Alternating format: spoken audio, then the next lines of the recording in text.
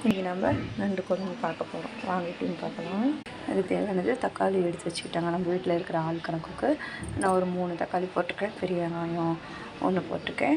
மிளகா, பச்சை மிளகா ஒரு 4 மிளகா, தேவையான அளவு தேங்காய். இதில் என்னென்ன போட்டோன்னு சொன்னீங்களா பார்த்தீங்களா? மிளகு, சீரகம், கொத்தமல்லி, கருவேப்பிலை, வரமிளகா காரத்துக்கு போட்டிருக்கேன். எல்லாத்துக்கும் வேணும்னா போட்டுக்கலாம். தேங்காய், தக்காளி, வெங்காயம் இது இப்போ நம்ம அரைச்சி, அப்புறம் இஞ்சி பூண்டு போட்டுருங்க. இதை அரைச்சி எடுத்துக்கலாம். நம்ம நல்லா நைஸாக பாருங்கள். எண்ணெய் சூடாச்சு. இதில் கடுகு போட்டுட்டோம். ஜீரகம் போட்டு பொரிஞ்சதுக்கப்புறம் இடிச்சு வச்ச பூண்டு போட்டுட்டேன். இஞ்சி போட்டுக்கோங்க. நான் இஞ்சி போட்டு பேஸ்ட்டு போட்டுவிட்டேன். பூண்டு இடிச்சது போட்டுக்கிட்டேன். வெங்காயம், கருவேப்பிலை போட்டு நல்லா வதக்கிடுங்க. வதங்கி வந்ததுக்கப்புறம் மீதி இருக்கிற ஒரு தக்காளியும் போட்டு வதக்கிட்டு மஞ்சள், மிளகாத்தூள், வீட்டில் அரைச்ச குழம்பு மசாலா, கொத்தமல்லி தூள் போட்டு நல்லா வதக்கிக்கலாம். மசாலா நல்லா வதங்கிடுச்சு. இப்போ நம்ம நண்டு போட்டுக்கலாம்.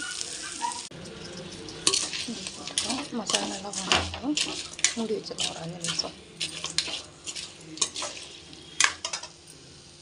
தேவையான உப்பு போட்டு வதக்கி மூடி வச்சிடலாம்.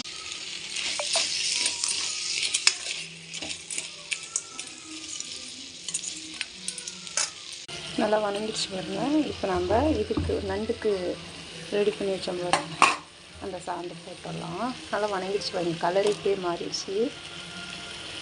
அரைச்சி வச்ச பேஸ்ட்டு போட்டு நல்லா கிளறி தண்ணி கொஞ்சம் சேர்த்து கிளறலாம். அரைச்சி வச்ச சாந்து நம்ம ஊற்றிட்டோம். இதை நம்ம கிரேவி பதத்துக்கு வேணுனாலும் வச்சுக்கலாம், இல்லை கொஞ்சம் லைட்டாக தண்ணி பதத்துக்கு குழம்பு பதத்துக்கு வேணுனாலும் வச்சுக்கலாம். இப்போ நான் கொஞ்சம் தண்ணி பதமாக தான் வச்சுக்க போகிறேன், சாப்பாட்டுக்கு பண்ணி சாப்பிட்ற மாதிரி.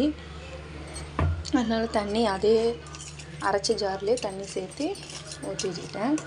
இதை நல்லா கொதிக்க வச்சு இறக்கிட்டா நண்டு குழம்பு ரெடி, கிரேவியும் ரெடி. கிரேவினா கொஞ்சம் திக்னஸ்ங்க, குழம்புனா கொஞ்சம் தண்ணி பதத்துக்கு, அவ்வளோதான். இதே பாருங்கள், கெட்டியாக தான் இருக்குது. நல்லா பார்த்து கிளறணும். இப்படி போட்டு ரொம்ப கிளறினா நண்டு உடஞ்சிரும் பாருங்கள். இப்போயே நல்லா கலர் நண்டு மாறி வந்துடுச்சு பார்த்தீங்களா? பார்த்தாலே தெரியும். நல்லா அந்த பச்சை வாடை போகிறதுக்கு கொதிச்சா போதும். சைட்லலாம் எண்ணெய் திறந்து வரும் பாருங்க, அந்த மாதிரி வந்தால் போதும்.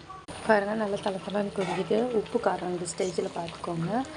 காரம் பத்தாதுங்க, கொஞ்சமாக ஆட் பண்ணிக்கலாம். மிளகாத்தூள் இன்னும் பெப்பர் தூள் ஆட் பண்ணிக்கலாம். உப்பு போட்டுக்கோங்க.